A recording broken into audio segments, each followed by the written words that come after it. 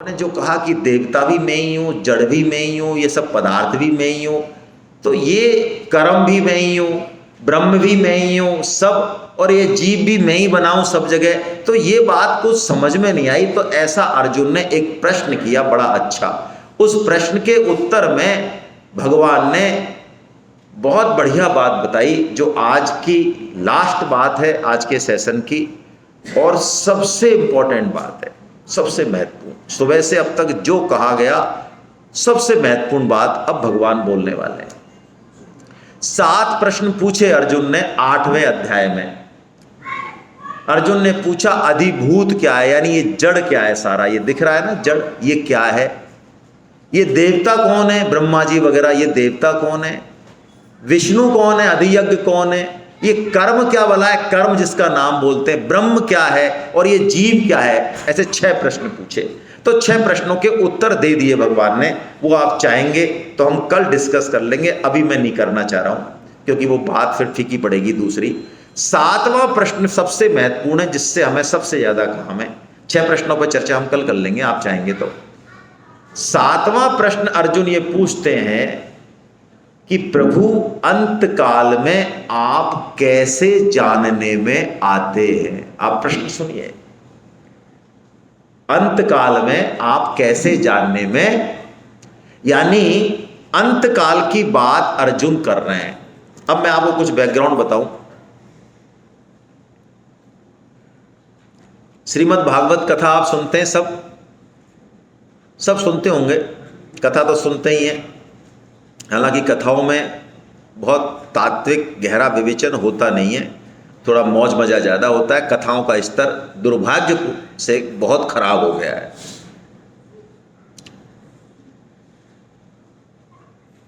भागवत जो है उसमें परीक्षित के 2 प्रश्न हैं जो वो सुखदेव जी से पूछते हैं। पहला प्रश्न है कि मरणासन्न व्यक्ति के लिए सर्वश्रेष्ठ कर्तव्य कर्म क्या है, ये पहला प्रश्न है। मरणासन्न कौन, परीक्षित जी या हम सब? अरे परीक्षित जी हमारा क्या लेने देना, हम मरने वाले हैं क्या कोई? मरणासन्न यानी जिसकी मौत आने वाली है, हमारी आने वाली है। मना कर रहे लखनऊ वाले, लखनऊ में नहीं आती हुई क्या पता है। तो मरणासन्न कौन है भाई?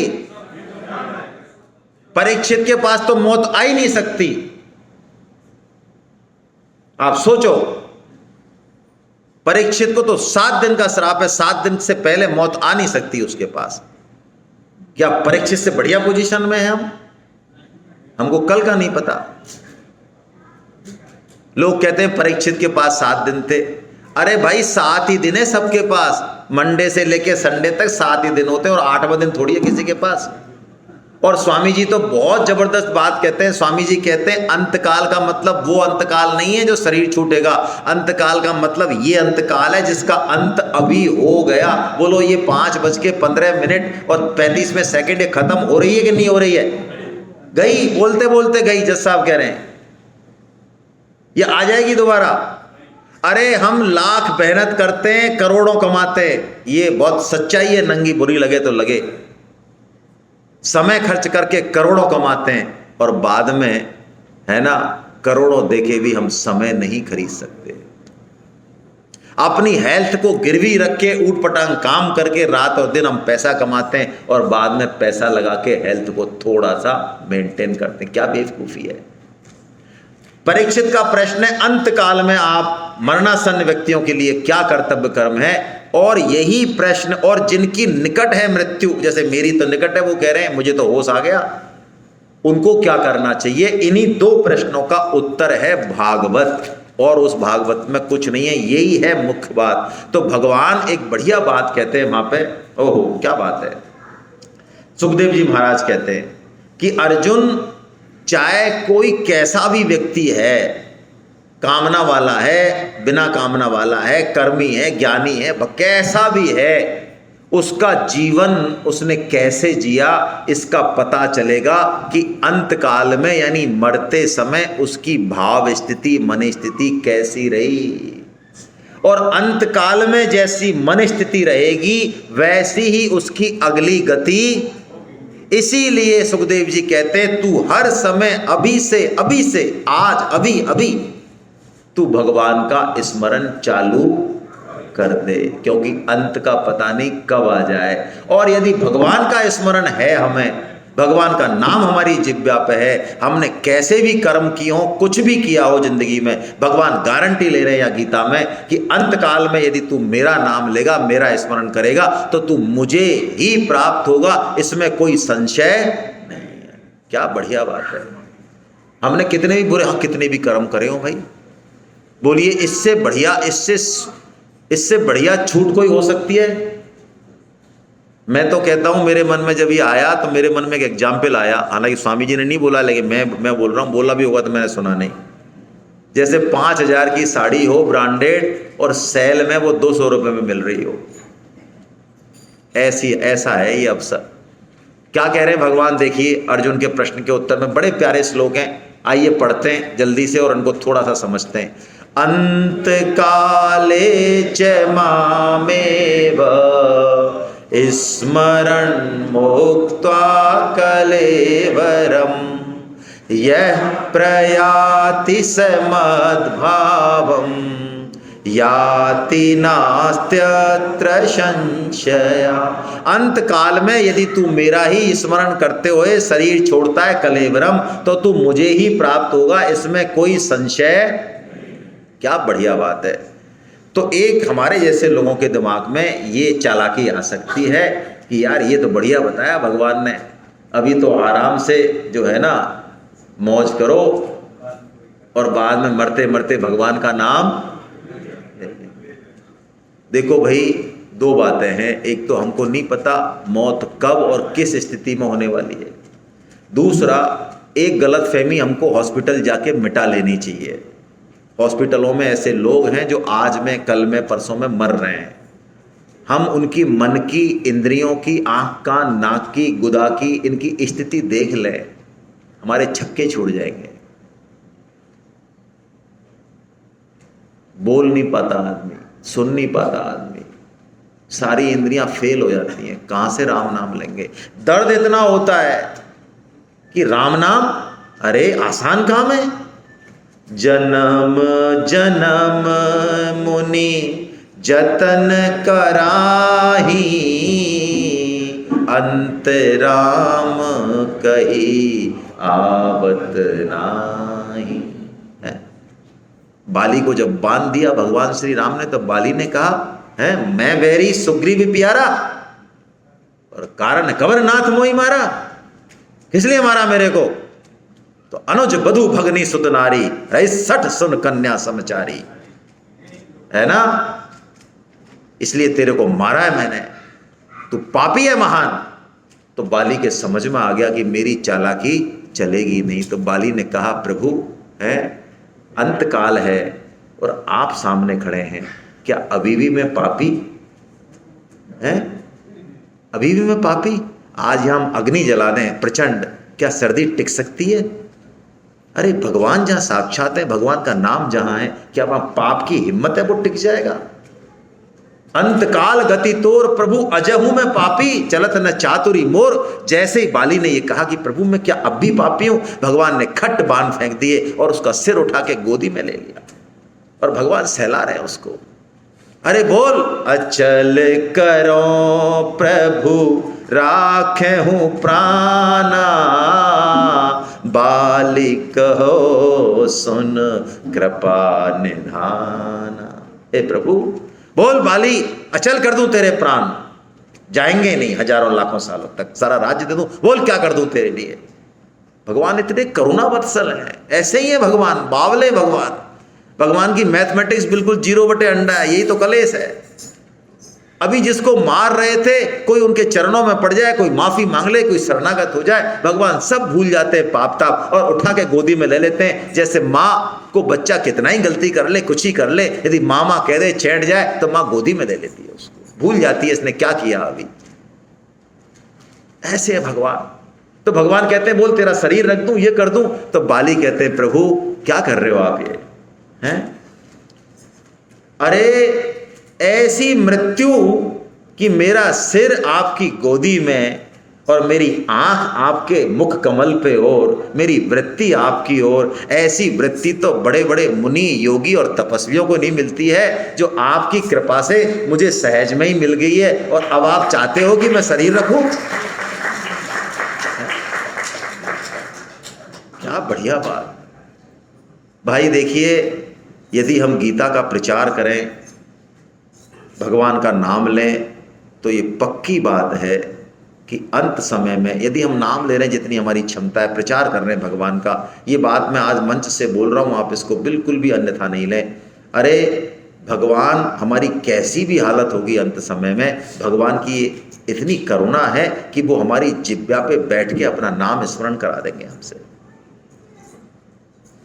और एक और आपको बल्कि पक्की गारंटी चाहिए, तो मैंने शायद पहले भी कहा था, आज आप फिर सुन लें, और सुना ही नहीं, इसको एक्टिवेट करें आप।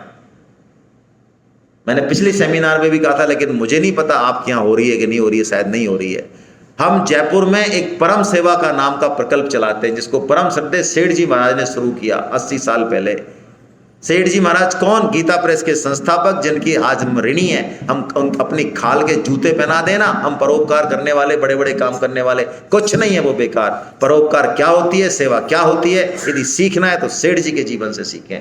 आज हमारा धर्म, हमारी संस्कृति, हमारे वेद पुराण उपनिषद यदि सुरक्षित हैं, 100 रुपए में है, शुद्ध है, ड्यू टू गीता प्रेस सेठ जी।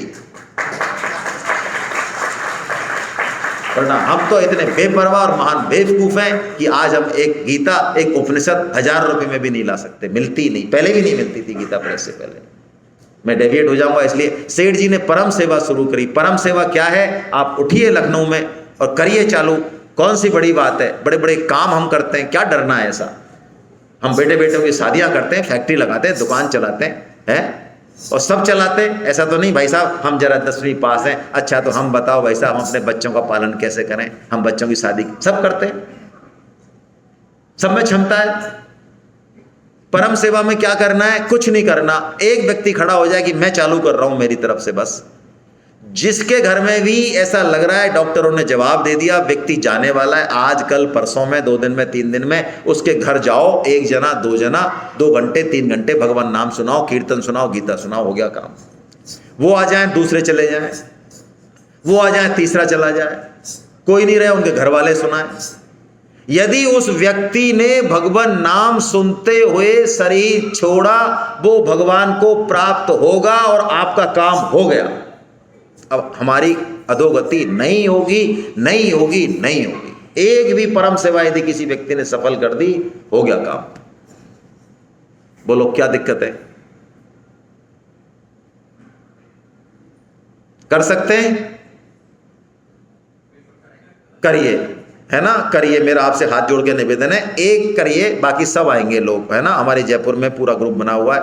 अब यदि अंत समय में भगवान का नाम नहीं आए तो खतरा है। तो भगवान एक दूसरा श्लोक बोल रहे हैं, यम यम वापि स्मरन् भावम त्यजत्यन्ते कलेवरम तम तमेवेति कौन्तेय सदा तद्भाव। यदि मेरा नाम नहीं आया अर्जुन, तो तेरे अंदर जिस भाव को, तेरा भाव मन कहीं ना कहीं तो जाएगा, तो जिस भाव को तू प्राप्त है अंत समय में, उसी योनि में तू चला जाएगा। अच्छा, आप ईमानदारी से सोचो, यदि हम गीता नहीं पढ़ें, प्राय, मैं इसको अभिमान से नहीं कह रहा हूँ, मैं भी समाज में रहता हूँ, मिडिल क्लास फैमिली से ही हूँ, प्राय हमारे घरों में मृत्यु होती है तो व्यक्ति कैसे मरता है? घर वालों को याद करते हुए, दुकानदारी की बात करते हुए, रोग और पीड़ा की बात करते हुए, या जो है मेरे को पोती से मिलवा दो, मेरे को इससे मिलवा दो, और यदि पैसा ज़्यादा है तो जो है उसके चारों तरफ चैंटने लगे रहते हैं, तेरी वसीयत में क्या है, तेरी सोने की ईंट कहाँ है, तेरे प्लॉट कहाँ है, सबने, मतलब कुल मिला के उसका पूरा पाटिया साफ हो जाए, इसकी गारंटी हमने ले रखी है। कौन है हम? घर वाले। कौन है? घर वाले हैं सबसे बढ़िया, उसकी इज्जत करने वाले। हम सब ने गारंटी ले ली कि इसको तो रौरव नरकों में डालना है, पट्टे को। यदि कोई व्यक्ति घर गृहस्थी परिवार में आसक्त होते हुए शरीर छोड़ेगा, जो कि 90% चांस है, तो वो उस घर में ही रहने वाला कोई न कोई जीव जंतु बनेगा। वो उस घर से दूर नहीं जा सकता, वहीं कॉकरोच बनेगा, छिपकली बनेगा, कुत्ता बनेगा, कुछ भी बनेगा। यदि धन में आसक्ति है तो सांप बनेगा। तो क्या करना चाहिए? इसका मतलब यदि किसी व्यक्ति का अंतिम समय आ रहा है, हमको बिल्कुल भी किसी भी व्यक्ति को उसको दिखाना, बात कराना नहीं चाहिए। उसको भगवान की फोटो दिखाओ, कीर्तन करो, भगवान नाम सुनाओ, भगवान की ही बात करो, गीता सुनाओ, रामायण सुनाओ। इससे बढ़िया काम पूरी जिंदगी में हमने उसके साथ नहीं किया। यदि हम ये कर देते हैं तो, यदि ऐसा कर दिया हमने, तो इससे बढ़िया काम पूरी जिंदगी में नहीं हो सकता। और हमारे लिए क्या करें?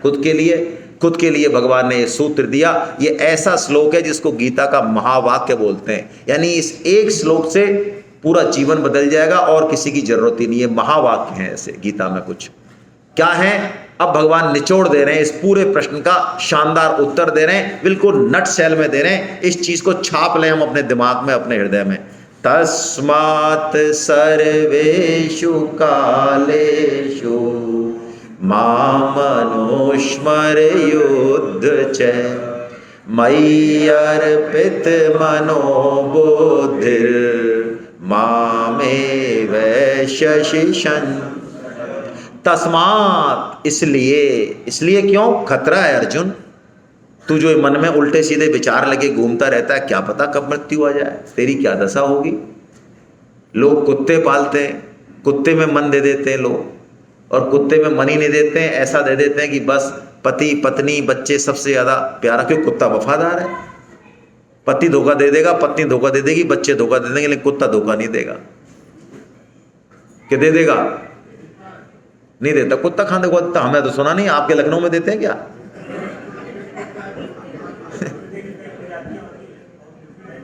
अरे भाई, कुत्ता धोखा नहीं देता, पशु कभी धोखा नहीं देता। पशु धोखा दे ही नहीं सकता, उसमें दिमाग नहीं है ना, वो टाइप्ड है, उसका इंट्यूशन के हिसाब से बिहेव करता है, वो इसलिए नहीं दे सकता गीता के हिसाब से।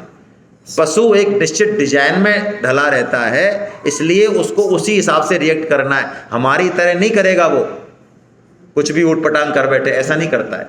चलिए, तो अब हमको क्या करना है? देखिए, जैसा चिंतन, जैसा अभ्यास, जैसा स्मरण हमने अब अपना बना रखा है, जैसा हमने अपने जीवन में अभ्यास किया, जैसा संग किया, जैसा चिंतन मनन किया, चांसेज हैं कि उसी तरह का अंत में हमको चिंतन होगा। तो क्या करना चाहिए? भगवान कह रहे हैं सर्वेषु कालेषु, हर काल में तू मेरा स्मरण भी कर और क्या कर? युद्ध भी कर। क्या बढ़िया! ये है जीवन जीने का सूत्र, आर्ट ऑफ लाइफ ये है। अब हम भगवान कह रहे हैं युद्ध भी करें। मतलब युद्ध क्या है?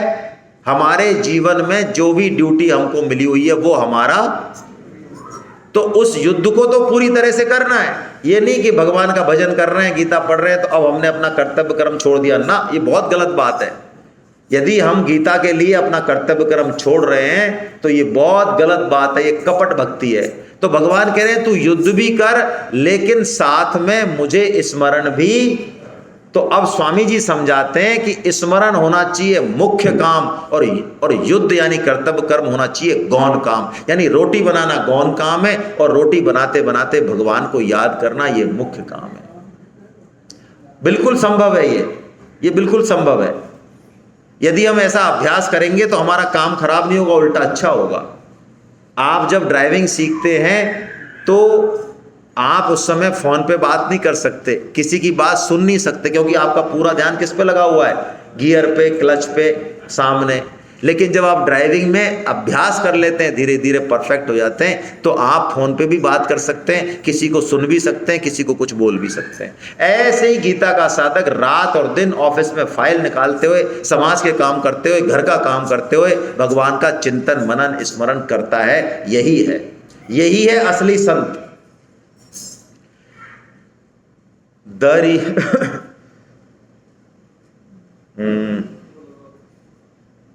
दरिया अगले संत का नहीं। हाथ काम मुख राम है और हृदय साची प्रीत, दरिया गृहस्थी साधु की याही उत्तम री। दरियाब जी कहते हैं, बहुत बड़े संत तो हैं, कि किसी ने वेश से यदि कोई संत है तो हम पहचान लेते हैं भैया वेश है, वेश की इज्जत होनी चाहिए, मना नहीं कर रहे हैं। लेकिन यदि कोई इस लेवल का है कि उसके अंदर ही अंदर भगवान का भजन चल रहा है और रात और दिन लगा हुआ है, जैसे कि सेठ जी महाराज, वो है संत। ऐसे संत बिरले होते हैं और उनको पहचानना भी बहुत बिरला होता है। हरे कृष्णा। तो लगा दें मन बुद्धि को, और मन बुद्धि लगे तो इसलिए इसको ट्रेंड करें थोड़ा सा। आप फॉर्म ले लें गीता का, भरें, जिससे कि आपकी बुद्धि थोड़ा सा मन बुद्धि भगवान की बात सुने, भगवान में लगे। आप फिजिकल क्लास करें, कुछ लोग खड़े हों, मेरा ये निवेदन है, शायद जानकीपुरम में यदि हम क्लास करते हैं तो कितने लोग हैं जो ज्वाइन कर सकते हैं फिजिकल?